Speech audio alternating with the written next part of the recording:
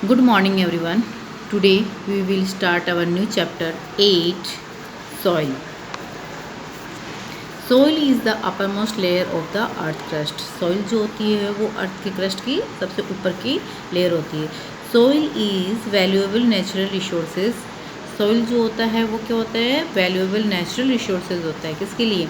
Plant grow in soil. They absorb nutrient from a soil and prepare their food in the presence of sunlight. Sun की presence के अंदर plants जो होते हैं वो अपने फूड प्रिपेयर करते हैं. क्यों? किस में प्रेजेंट रहने की वजह से? सॉइल में से क्या वो एब्जॉर्व करते हैं? वो वाटर को एब्जॉर्व करते हैं और न्यूट्रिएंट्स को भी वो एब्जॉर्व करते हैं. The food prepare by plant is used by almost every living organism directly और इनडायरेक्टली. प्लांट के थ्रू जो फूड प्रिपेयर किया जाता है उस फूड के ऊपर सभी लिविंग ऑर्गेनिज्म जो होते हैं वो डायरेक्ट या इनडायरेक्ट रूप से उस पर डिपेंड करते हैं. Soil is a home for many animal like include microorganisms like bacteria, fungi, animals like ant, millipedes, beetles, worm, rodent etc.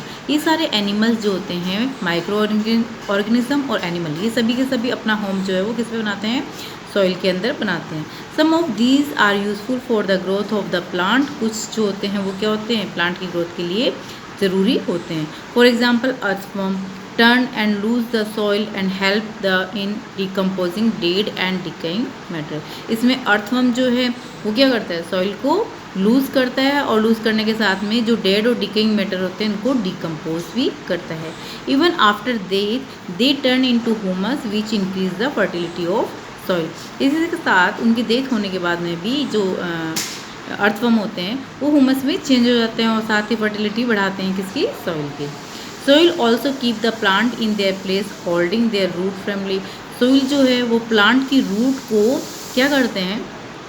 Soil के अंदर उसी प्लेस के ऊपर होल्ड करने में फ्रेम के रूप में होल्ड करने में हेल्प करते हैं.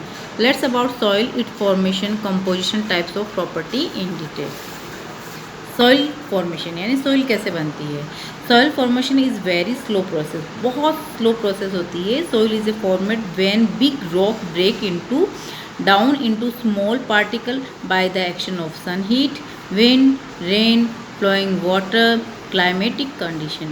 जब बड़ी बड़ी चट्टानें जो होती रॉक्स जो होती है वो ब्रेक हो जाती है स्मॉल पार्टिकल के अंदर, condition of the sun heat बहुत तेज़ की हवा, बारिश, वाटर का फ्लो होना और क्लाइमेटिक जो भी कंडीशन है उनके प्रेशर में. The process of soil formation by breaking down of rock is called weathering.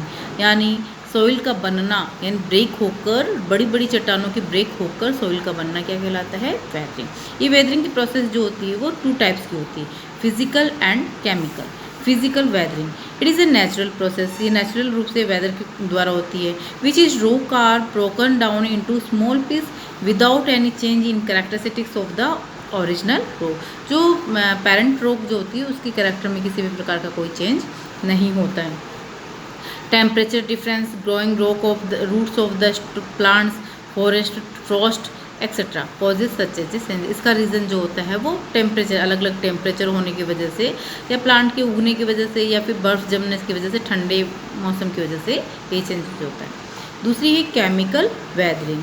In this type of weathering the mineral present in rock are broken down into new mineral compound. इस तरह की weathering के अंदर जो rock के अंदर mineral होते हैं वो ब्रोक होकर न्यू मिनरल कंपोनेंट्स में चेंज होते हैं. This result in A change in the chemical nature of the rocks. इस कंडीशन के अंदर जो रॉक होती है वो केमिकल नेचर की होती है. When weathering of rock start the huge parent rock break up near the surface which can be a physical और chemical process.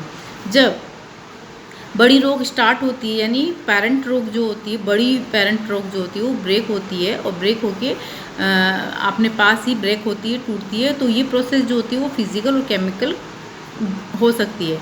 Then the smaller rock undergo weathering.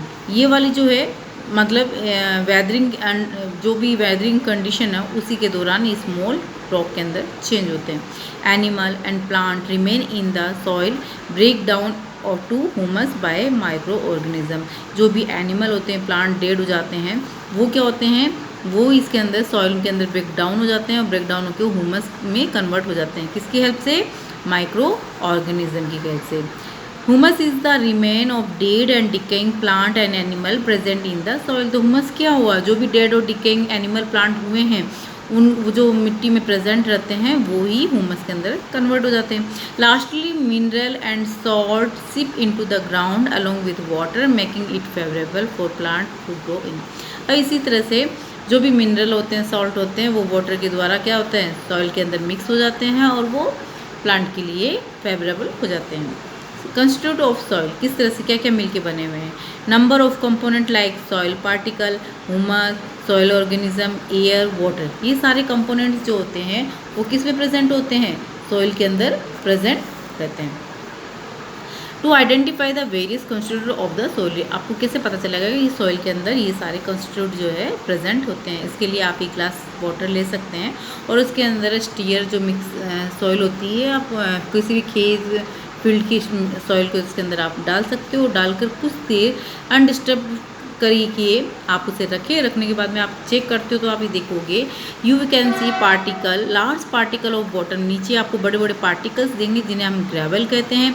About the gravel जो होते हैं वो sand कहलाते हैं। Sand के ऊपर just जो है थोड़ा छोटे छोटे बारीक जो होता है वो सिल्ट होती है। Finally at the top of the clay present होती है। क्ले और हुमस के बीच के वाटर जो होता है वो क्लीन नहीं नज़र आता है। इसका रीज़न होता है कि हुमस जो होता है उसके ऊपर फ्लोटिंग करता रहता है। Okay, thank you.